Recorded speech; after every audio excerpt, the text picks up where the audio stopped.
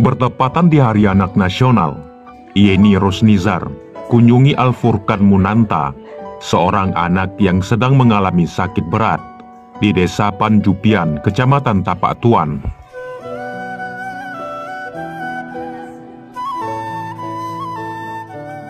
Kedatangan Yeni Rosnizar merupakan kegiatan dadakan, sebab dirinya baru saja menerima informasi tentang Al-Furqan, yang kini kondisinya semakin parah.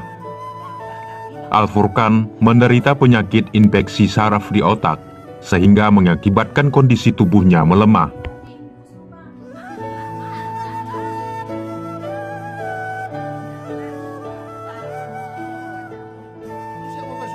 Saat ini, Al-Furqan Munanta sedang membutuhkan perhatian dari berbagai kalangan untuk dapat membantu meringankan sebagian beban yang sedang dialami.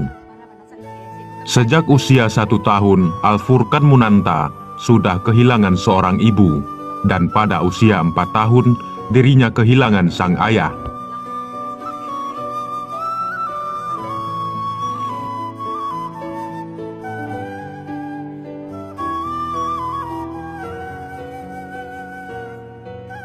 Saat menjadi yatim piatu, Al-Furqan Munanta dibawa oleh pamannya bernama Tarman untuk tinggal bersama dan dirawat seperti anak sendiri.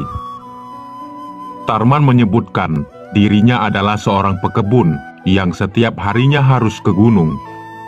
Namun, karena melihat kondisi Al-Furqan semakin bertambah parah, Tarman lebih memilih tetap berada di rumah.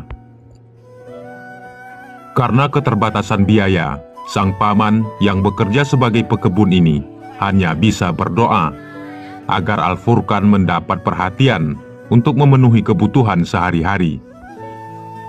Dalam hal ini, Yeni Rosnizar mengajak sejumlah dermawan untuk ikut berpartisipasi dalam membantu Al-Furqan agar bisa mendapat perawatan secara khusus. Karena baginya saat ini hanya para dermawanlah yang bisa memberi solusi untuk Al-Furqan.